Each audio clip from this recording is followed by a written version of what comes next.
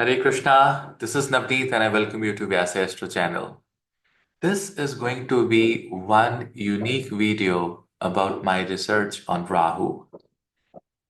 Every horoscope has a debt of Rahu. Now, what is that debt? We have a karza to clear with Rahu. How do you know that? What is that one process behind it? You see, over the period of time, I've realized that people who are into gambling or people who are into speculative business like share trading or intraday trading, or people who believe in their work, in the luck, भाग्य पे believe करते हैं, those people are the most sincere preachers of God.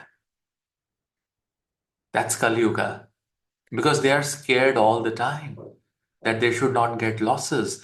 Every time, you'll find someone who is into intraday trading, into share trading. He's very possessive about wearing gemstones. He's very possessive about doing their rituals and prayers in the morning, because they want to end their day with the profit. And they are the most sincere one in Kali Yuga nowadays, because in Kali Yuga, it's the money, it's status is what is has taken, all over everything. And then, you know, you say, God, Krishna, Shiva, Vaheguru, today, if I get profit, if I register a profit, or today, if my day will go good, or this is one thing that I want to recover, and if this can go good, I will come to a temple, or I will offer this particular thing to this deity. Hmm? You do a commitment, mentally.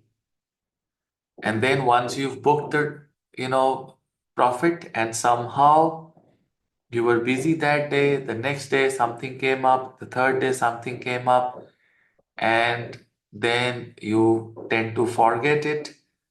Or you still remember, but the time is passing and you say, okay, I'll do it next week and next week and next week. जो आप मन्नत मानते हो और फिर उसे पूरा नहीं करते हो, that's the debt of Rahu. Because the deity is not very, disappointed. Okay, no, he's not given to me. भगवान कहते हैं कि इंसान होता ही ऐसा है, the humans are like that. But it is the Rahu which is always with you. If you see, my hand, and if you see this shadow, it's moving here and there. This shadow that you see is Rahu. It's there with you. And that debt is on your shadow. And that shadow is also known as Chavi, your status. That is where, Rahu troubles you either in this birth or the next birth. So eventually, we can check this. We can check this through the placement of Rahu in the D9 and in the D60 chart.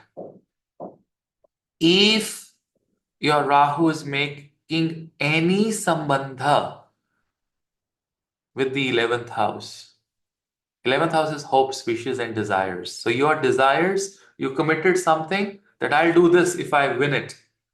I'll do this if I get this property. I'll do this if I get a car. I'll do this if I get married to someone. And you forgot. Rahu will make some connection to your 11th house in D9 and to finally check it in D60, either of them. If it is conjunct with 11th Lord, or if it is, with the, it is in the 11th house itself, in D9 or D60, there is a curse, there's a debt of Rahu. And until you do not clear that debt, your prayers, your mannats, especially when you commit something, for doing something, will not be answered. And how do we check it? So suppose if your Rahu is, sitting alone in the 11th house. It's a commitment that you did with your guru that you did not fulfill. If you have a guru, go to your guru and ask for something that, what do you want, Gurudev? I'll get it done. If it is with Jupiter, maybe it is education and studies or some financial commitment. If it is Mercury, it is associated with your, your siblings, your children. Maybe you said, okay, I'll buy a car to my sister and you did not. Or maybe I'll give this to my sister, but you did not. If it is with moon, it is with Krishna. If it is with Venus, it is with Durga Devi commitments. It's with Saturn, then maybe your employees. With Surya, maybe you said that I'll give this much to government or I'll give it in some NGO or something, but you did not.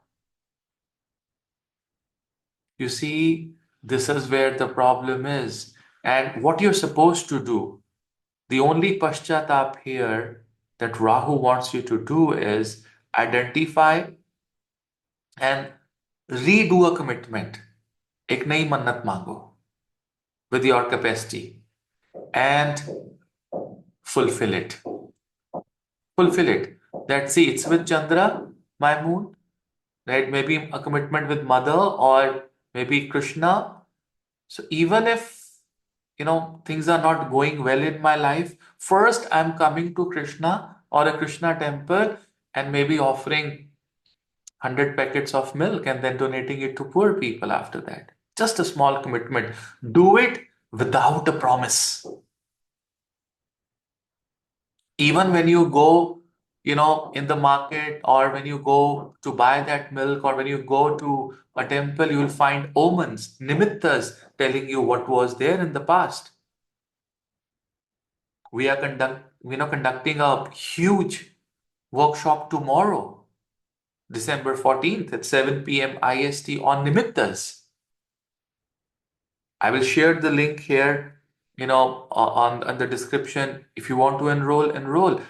First time we've said this, that how nimittas, omens, and Jyotish, they work hand in hand. Every nimitta is all about or accessed by your panchindriyas. Either you can hear a nimitta, or you can see a nimitta, or you can smell a nimitta, or you can feel a nimitta. And all these panchindriyas are involved in assessing that nimitta or an omen. And they are also connected to Panchanga. And Panchanga is connected to nakshatra, yoga, grahas in our horoscope. And then when we superimpose those nimittas on our horoscope, the picture is crystal clear. That's what we are going to discuss in this workshop, which is coming tomorrow, December 14th. You still have time to enroll. If you want, you can. But this Rahu's debt is there in almost everybody's horoscope. And it is very severe if you have, it in the 11th house, in the D9 or D60, or it has any sambandha, graha drishti, rashi drishti, or conjunction, or 11th lord aspecting or conjunct with Rahu. You have committed and you have not fulfilled. Assess your horoscope and do it. Thank you very much. I'll come up again. Till then, Hare Krishna.